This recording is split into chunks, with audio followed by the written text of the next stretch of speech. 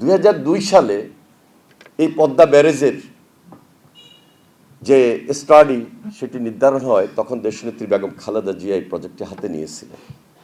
এবং কেন কি কারণে এই প্রজেক্টটা পরবর্তীতে থেমে যায় সেটা এখনও অজানা।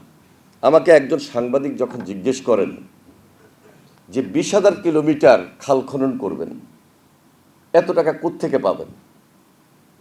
পদ্মা ব্যারেজ করবেন 35,000 কোটি টাকা ফার্স্ট ফেজ, সেকেন্ড ফেজ করতে লাগবে আরও 15 থেকে 20,000 কোটি টাকা। তিস্তা ব্যারেজ করতে হলে আমাদের লাগতে পারে এই মুহূর্তে 14,500-15,000 কোটি টাকা। তো এত বড় প্রজেক্ট আপনারা জিওবির মাধ্যমে করবেন, এই টাকা কোত্থেকে পাবেন? এটাই তো চ্যালেঞ্জ।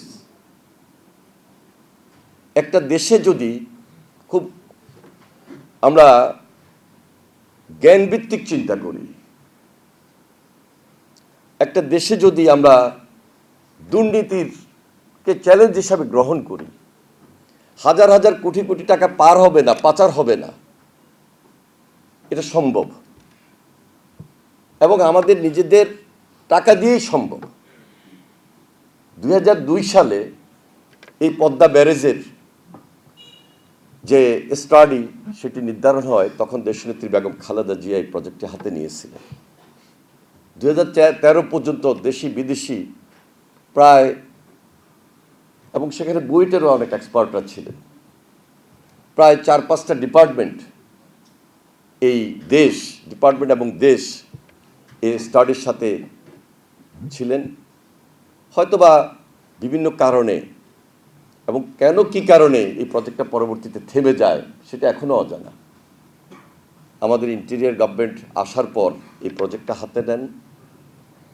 আমরা খুব দ্রুত সময়ের মধ্যে, মাত্র 2.5 থেকে 3 মাসের মাথায় একটেকের মিটিং করেছি স্টাডি কমপ্লিট করে, এবং সেখানে আমরা সিদ্ধান্ত নিয়েছি যে এই পদ্মা ব্যারেজটা আমাদের জন্য বিশেষ প্রয়োজন। এখানে আমাদের স্বার্থ, আমাদের দেশের 3 ভাগের 1 ভাগ অঞ্চল এর সঙ্গে রিলেটেড। 26টি জেলার কৃষি উন্নয়ন বলেন, মৎস্য উন্নয়ন বলেন, বা আরও আনুষঙ্গিক যেই সুবিধাগুলো আমরা দিতে পারবো পুরো দেশকে, সুতরাং এই কঠিন পদক্ষেপটিকে আমরা গ্রহণ করেছি।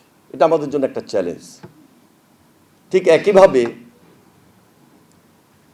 আমাদের 6টা জেলা, লালমনিরহাট, রংপুর, গাইবান্ধা, কুড়িগ্রাম সহ আমাদের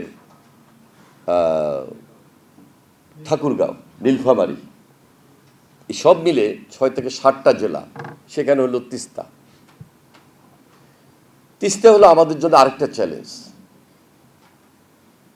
যাই হোক, আমরা সেই পদক্ষেপটি নিচ্ছি। খুব শীঘ্রই তিস্তা মহাপরিকল্পনা নাম হোক অথবা অন্য যে কোনো নামই হোক, আমাদের টেকনিক্যাল ডিপার্টমেন্ট, টেকনিক্যাল সাইট, আপনাদের মতো যারা বিশেষজ্ঞ রয়েছেন, সেখানে তাদের পরামর্শ নিয়েই আমরা এই তিস্তা মহাপরিকল্পনা আমাদের নির্বাচনের আগে যে প্রতিশ্রুতি ছিল সেটা আমরা বাস্তবায়ন করব ইনশাআল্লাহ।